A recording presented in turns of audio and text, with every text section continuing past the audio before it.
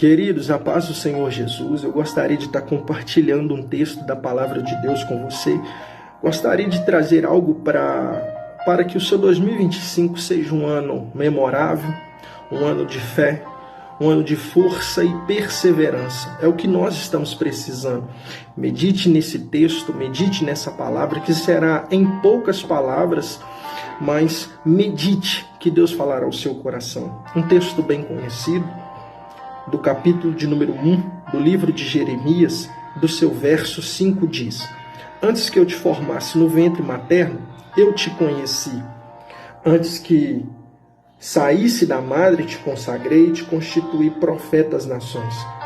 Depois desse texto, anunciado por Deus, depois desta convocação, que embora o contexto atual do texto que nós lemos, retrata a respeito da convocação que Deus fez para Jeremias.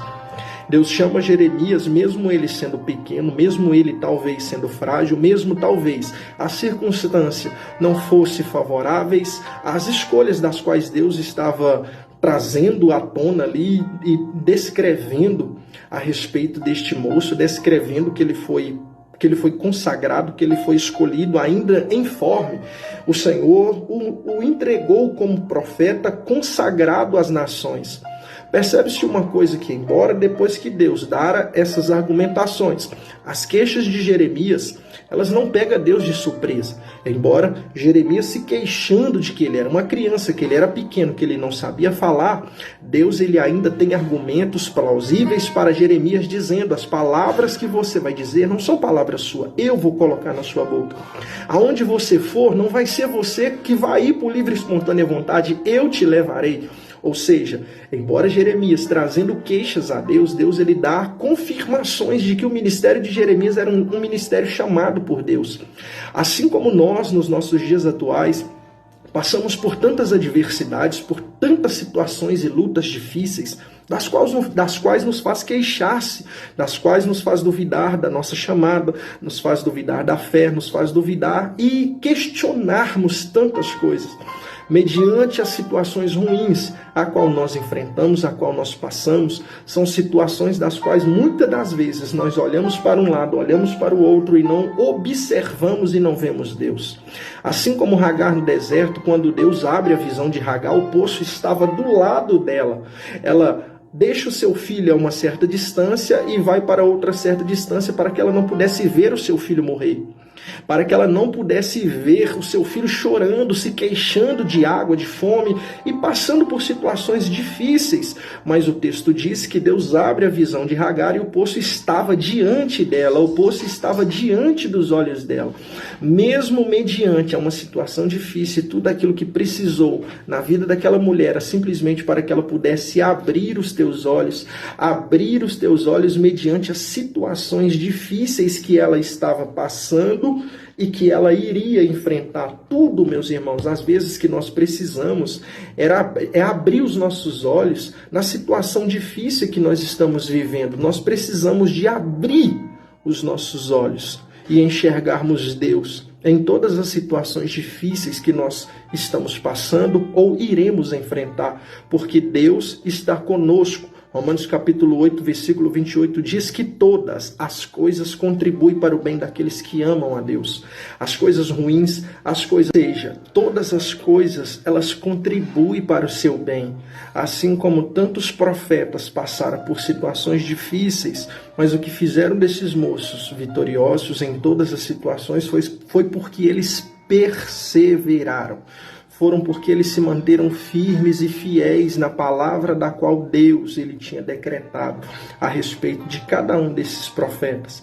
Elias, do seu capítulo de número 19, verso 4, do livro de 1 Reis, ele pede para que Deus tirasse a vida dele no seu pior momento de aflição. Ele pede para que Deus tirasse a sua vida, o mesmo do qual nós estamos retratando. Jeremias, do seu capítulo 20, verso 14, ele fala para Deus que maldito era o dia do nascimento dele. Era tanta dor, meus irmãos, era tanto sofrimento, que Jeremias amaldiçoa o seu dia, dizendo: maldito é o dia em que eu nasci. Jó também, do seu capítulo 3, versículo 3, ele fala: maldito é o dia do meu nascimento. Maldito. Irmão, você tem noção do que é amaldiçoar o seu dia de nascimento? Tudo por causa de uma dor e de uma aflição e de uma agonia. Moisés, no livro de Números, capítulo 11, versículo 15, nós estamos falando de Moisés, irmãos. Se é assim que o Senhor vai me tratar, mata-me agora mesmo. Moisés, passando por situações difíceis, ele pede para que Deus matasse ele naquele local que ele estava. Todos estes profetas, meus irmãos, por motivos e circunstâncias diferentes, mas no mesmo propósito diante do Senhor, em permanecer firme, eles desejaram morrer, todos eles, mas independente ou não da circunstância, todos eles alcançaram grandes vitórias diante do nosso Deus. Aleluia!